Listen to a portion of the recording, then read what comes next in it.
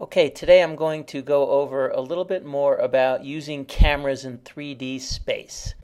So if you see right now, I've got no cameras in here, but I've got three objects in space. If you look over at this window here, you'll see that I've got my box that I created, and I've got three objects sitting here. I've got this butterfly in the background, which is this one. I've got the telephone, and then I've got the fish. And they're located in three different places in 3D space. Okay, and so what I want to do is I'm going to just, right now, I'm just going to move it around now so you can kind of see that I have an animating light moving around. I don't have a camera yet. But I also wanted to show you one other thing about the Orbit camera tool. If you don't have a camera inside your composition, notice what I do here. This for view here, there's an option to select a custom view.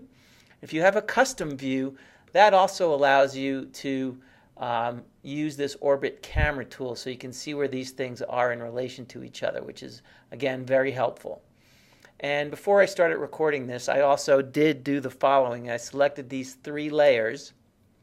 I went into Layer, Transform, Auto Orient, Orient towards Camera, so that when I do have a camera, these things will move so that they always stay perpendicular to my camera.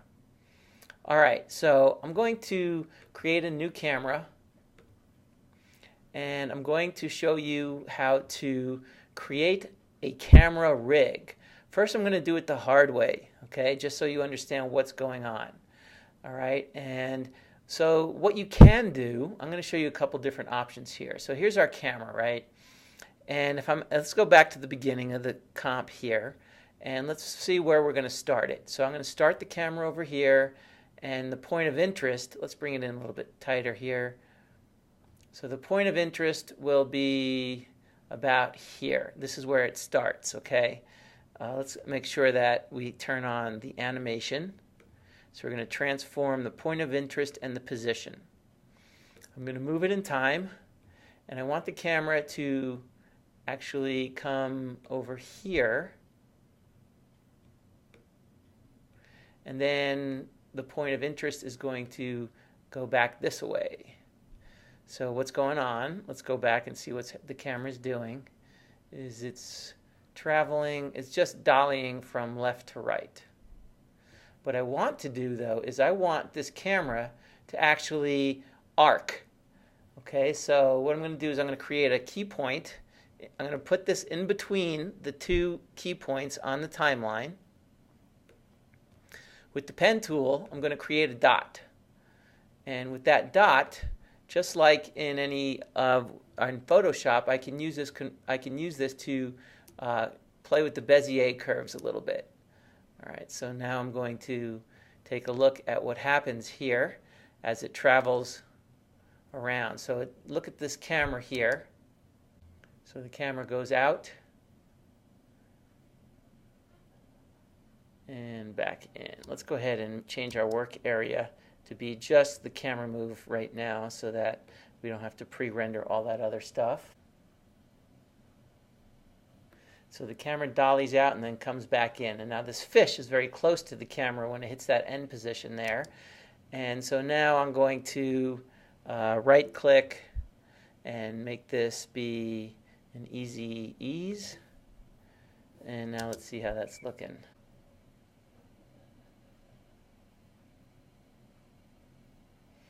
Okay, so we can create a camera movement this way as well. So you just, you have the ability to move these guys around, and you have this motion path, and then you just have to pay attention to where your camera is pointing and make sure you adjust the point of interest. So what I'm going to do now is I'm going to delete that camera. Let's create something. I'm going to create a new camera. Say OK to that setting. Now, I want to show you something in here which is pretty cool.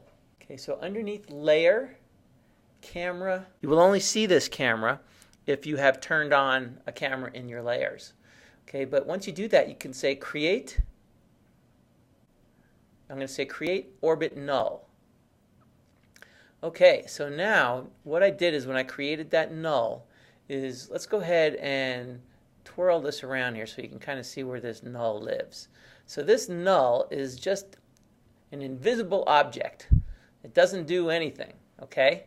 But what I can do is I can parent things to it like a camera, okay? And if you notice when I did that, that camera is automatically parented to this null just by doing that. Okay, why would I want to do that? So instead of moving your camera around, now what I'm going to do is I'm going to animate the null. So let's go back to the very beginning where of the timeline here.